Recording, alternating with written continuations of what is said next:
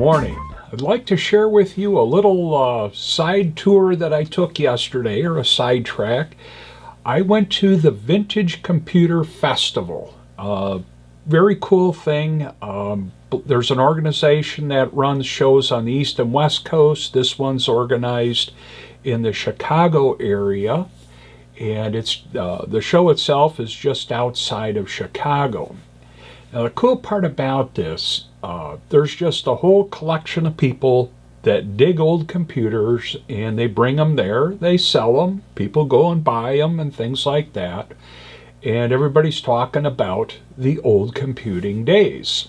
And there are just an amazing amount of cool computers, old ones, that people bring in, including mainframe computers. So all the exhibitors really are into this and love sharing it.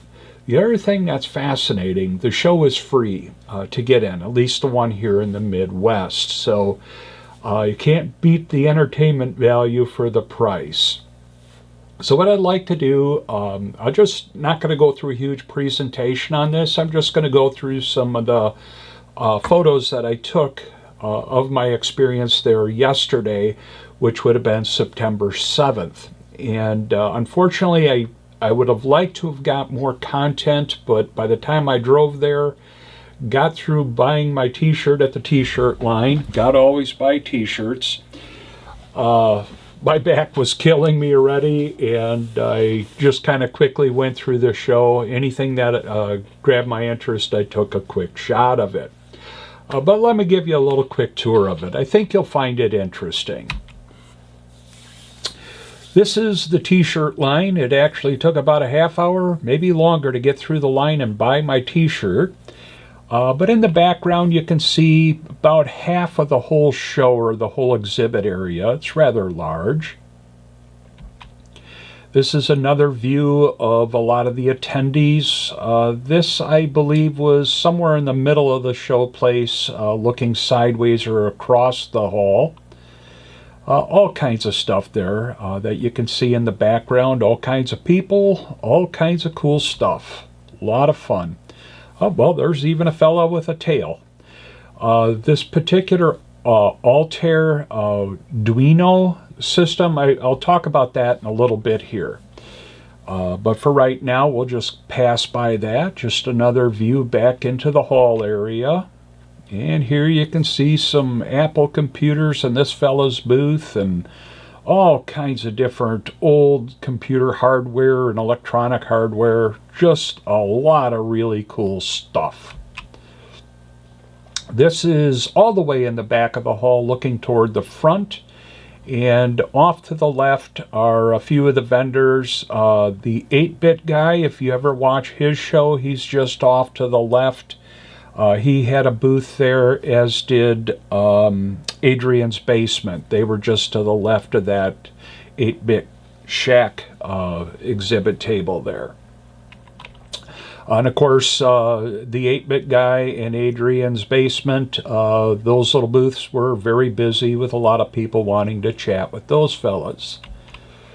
Now we'll take a look at one of the first kit computers that came about, and it's the Altair 8800. And this came out in 1974. It was a kit computer, and it was very interesting for the time. These particular units here, as you might be able to tell by me using the reference in that other photo, the Arduino, well, this is a fake one. These are replicas that they're building using Arduinos as the actual computer in it. And that's what they're showing here. I do have a photo of an original one, and it really looks identical. These look identical to the originals. And here they're mentioning it's the Altair Arduino Pro fake computer. They're not trying to hide it or mislead anybody. Now we'll take a quick walk through some of the big business systems. This is an interesting little device here. This is just the panel for the entire computer system, but this is a digital PDP-8. It's a 12-bit computer, and it dates back to around 1965. So a lot of our evolution of computers starts there, and digital was a huge player and a performance leader back in the day. Another thing I'd like to show you, hopefully I can get the camera to focus on that. These are the little stickers that they give away when you buy your t-shirt and stuff. And I just love the design of the sticker and everything. And I never realized until just a few minutes ago, because I've got stickers from previous shows, if you look at the digital logo there, I'm pretty sure the designer of that sticker was a fan of digital. Very cool. How's this for a big old monstrosity? You might not have an idea of scale, but you kind of start seeing what this thing looks like. It's a giant hard drive, I believe. Hard to tell sometimes. It was free if you wanted to lug it out to your car, but that'll give you a scale of how big the platters are, and you can see the read heads there. My guess is this really didn't have much capacity compared to a lot of the cool stuff that we've got today, but it probably took an ungodly amount of power just to run that thing too. But rather fascinating. I just sat there staring at it, trying to figure out all the mechanisms. It was cool. Here you can see the edges of the four platters. If I were to guess, I would say probably 12-inch platters, so a fairly large system. Here's another one of those devices. This one, with the cover on it, you really couldn't see much of what was going on with it, but there's a digital business equipment business card on there.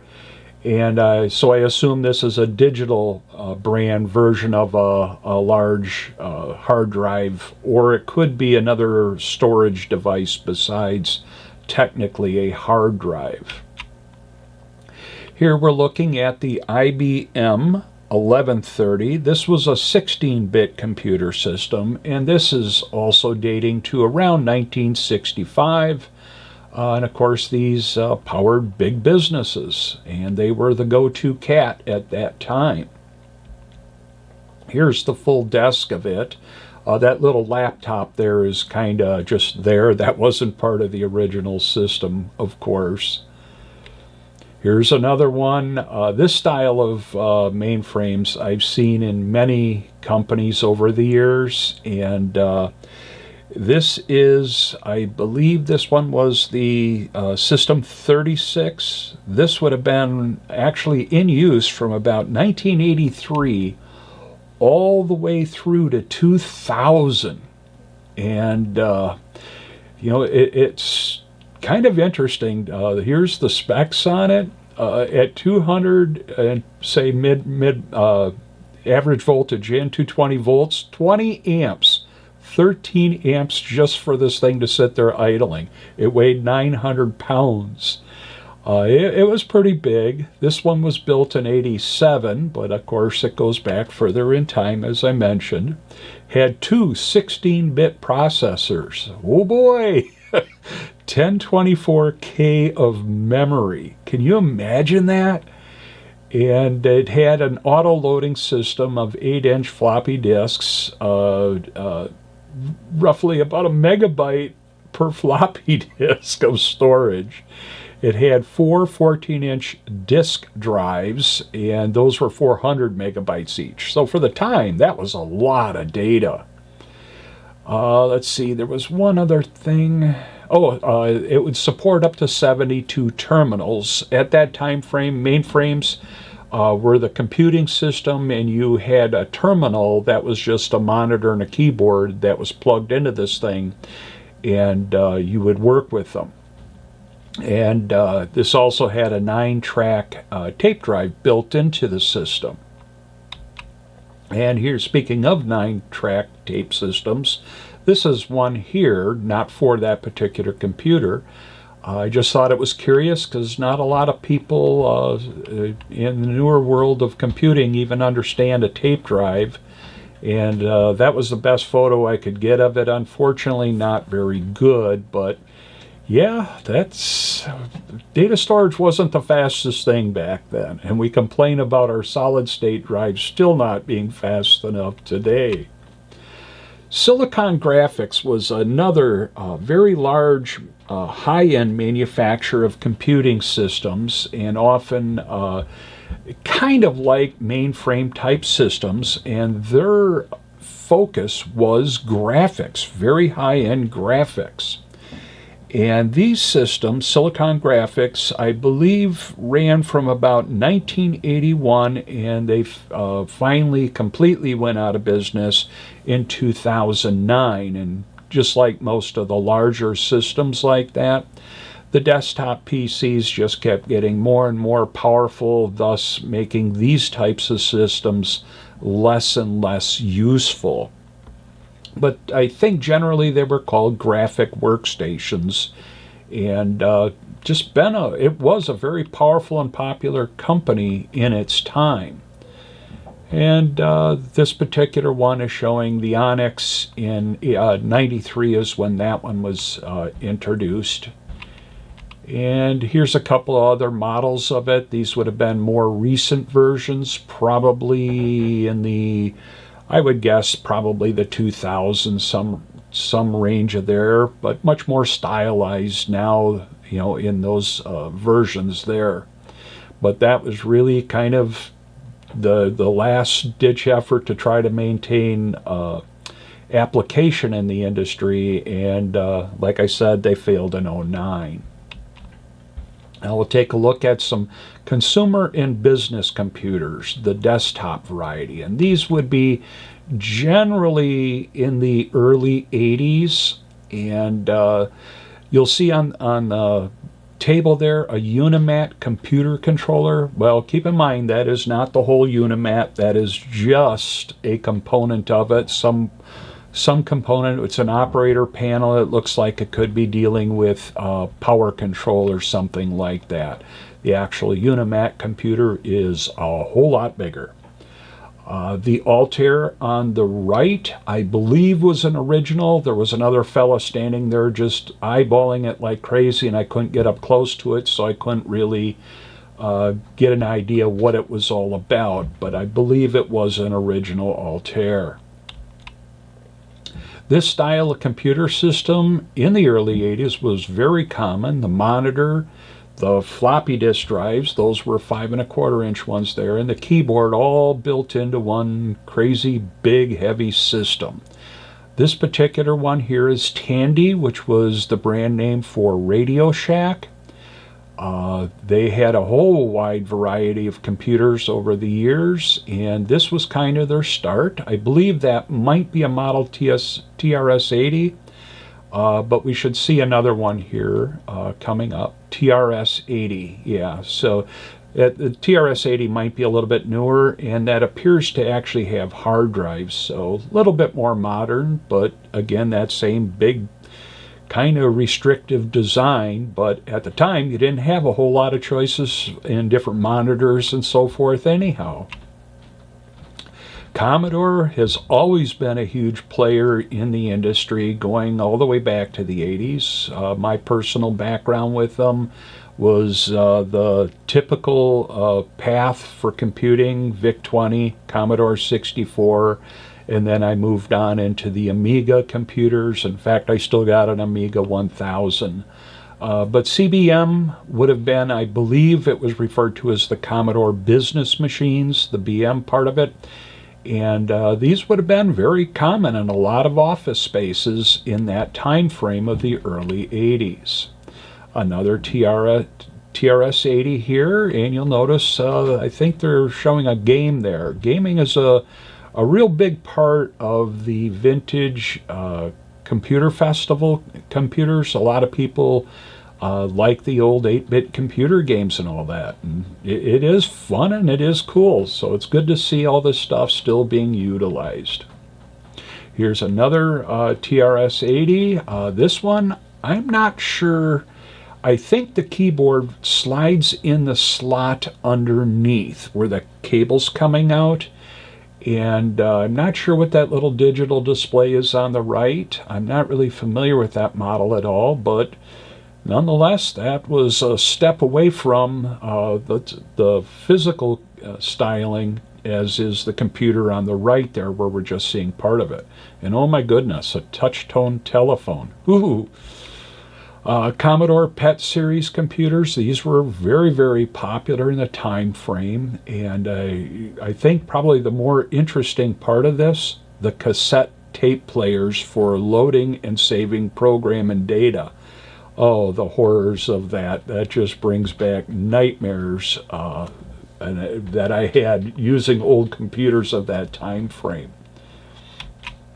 We're going to get into the luggables. If you're young and don't know what a luggable is, that's a luggable. That would have been, at that time, the kind of the first laptop portable computers. That keyboard, the one in the center, would you'd tilt it forward with the keys toward the screen, push it in, and it would lock in place, and the cord would usually get all kind of smashed up in there. But these were the way people took computers to their clients to do, frankly, most of my witnessing of that had to do with accounting. Accountants used these. They would take this to the customer, go through the books and everything, do the data logging and all that, and save it on the 5 1/4 inch floppies. And that was by a manufacturer, Sanyo. That was a pretty popular brand in that time frame. I don't know if they're even still in business. I have not seen at least any computer systems with the Sanyo branding. Not sure what model this is or brand. Can't really make out the wording on it, but can you imagine being a business person working all day on that tiny little screen, which is probably 3.5, 4 inches? I got another picture of a similar unit. Oh, on the top, I think I see it's an Osborne. I think. Okay. But yeah, you got these giant floppy drives and this tiny little screen and giant clunky keyboard. There's one with the screen on, and I don't know about you guys, but I myself am up to about 30-inch monitors up on my normal desk. Even here, I think my one screen is about 29 inches. I don't think I could survive on that little bitty thing anymore. Certainly not working on it all day long. Oh, and the other thing that was kind of cute about it, notice the title in the upper right-hand corner there of that paper. It says Osborne Executive. I wonder if there's any executives today that would sit down at that thing. Another one of the luggables. This one's a Commodore, and I don't know what the model was, but it appears that they were promoting gaming on this system here. Another one of those executive type luggables, and I don't know what the guy is on the right. That was another computer I wanted to get my nose up against, but by then I was ready to leave because my back was in so much pain. Now we'll take a look at what I'm calling the gaming and innovative section. Of course, innovative, I didn't need quotes for this one, but here's the Apple IIe, unfortunately with a Dell monitor on it, but it's still, that was a very prominent computer in the day, and that really kind of established what Apple is today. That was kind of its beginnings when it was really starting to pick up steam. We always got to look to the gaming computers. Atari was a huge player back in that time frame. And these were not your typical gaming systems. It was a universal computer, but frankly, I think most people played games on them. Texas Instrument, this is a very popular computer system, the TI-99. It was a universal computer, but you'll see that there's gaming cartridges. And while I was here putting this slideshow together, I happened to just see the real innovative wording that they put on the computer itself in the lower right-hand corner. Solid state software. That's what they referred to gaming cartridges. Cute branding. Here are some more Atari computers. These would have been more modern versions, but some of them, or actually I think all of them took the cartridges, but they were also universal computers. You could program them in BASIC and so forth. And of course, all throughout the show you saw computers set up that you could sit down at and mess with and play the different games that they had loaded into the system. So it's a very interactive show, loads of fun, and just so much history is in this show. It is amazing. Now we'll take a look at a couple of laptops, the earlier style. Now, wouldn't you just love to sit at your desk with that screen all day and that big, heavy, bulky thing? Well, of course, my work computer for my job is a high-end engineering laptop, so it too is very heavy, but it's not nearly as clunky as that, and it's got a much better screen. But Epson was a huge player in the laptop industry. Tandy got into it pretty good too, and eventually IBM and others started really kind of running with the game. Here's Toshiba on the right. I think the one on the left is possibly an off-brand Toshiba because of the similarities of the two. Well, no, it does say Toshiba. It's the model name that I'm looking at in the lower left-hand corner. Toshiba was a very strong powerhouse in that time frame. They were a very dominant computer brand, especially in the laptop market. Oh, this one really tickled my fancy. You can see the topos. Those are kind of cute and everything, but what really got my attention was the Hero Junior. That was a Heathkit. If you're not familiar with Heathkit, they were an electronics company, or I'm going to call them an electronics kit company. And what they were doing was selling electronic projects, and you would buy the kit and assemble it. And my father had built an oscilloscope in his younger days through Heathkit. So once I got interested in electronics, the first thing I bought was a Hero, the full-size Hero with a robotic arm, and built that. And that would have probably been, it was after my time at Sinclair, my Commodore 64s and all that, so the robot probably would have been, for me, about 1988, somewhere in that time frame. But it was good fun. It was a lot of fun building it, a lot of fun using it and everything.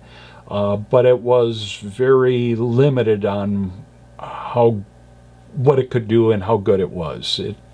It was cool, but this one brought me back fond memories of building it and all that. I think the other Heathkit project that I had done right around that time frame was a 45-inch projection TV. That one was also, the kit for that was just several circuit boards. It wasn't the whole TV, but nonetheless, in the time frame of around 88, 89, it was a cool TV.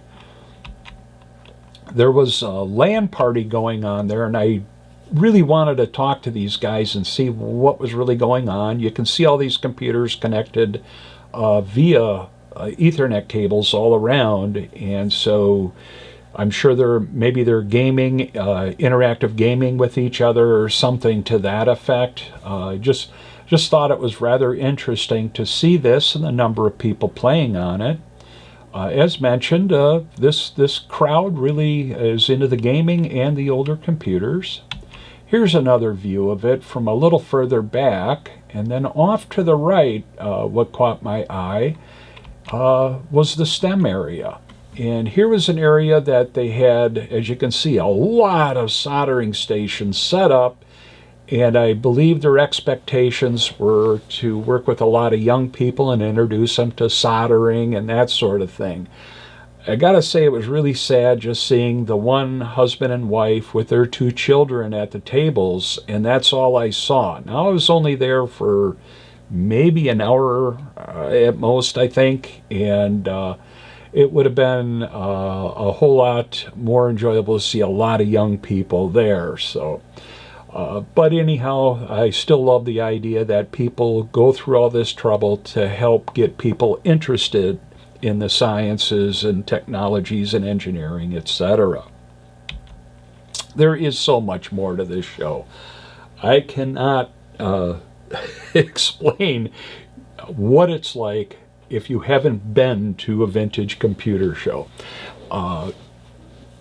If you're near one, I would highly recommend you spend a day there and just talk to everybody, and it is a mega nerd fest, so I fit right in with everybody, and I just wish I would have had more time to talk to the folks. Now I'll bring up a couple of websites here. This is the Vintage Computer Festival's Midwest's website. This is for the show that's outside of Chicago. And as you can see, they even style their website very much around the old 8-bit graphics and so forth, and using fonts from that period as well.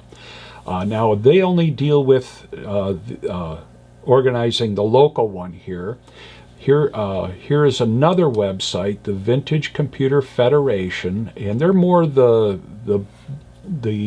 part of the show, whereas the Midwest one is the local aspect of the show. This particular website covers all of it across the country, so to speak. So this would be something. I'll give you the links in the description of the video down below, and I just hope you're fortunate enough to be in the areas. I want to see, I thought there was two, they listed the location somewhere here. There's one on the East Coast, one on the West Coast, and hopefully you can get to go to one. I had a good time in spite of the discomfort and everything, and it was a very short visit, but I've been there in previous years and really enjoyed it.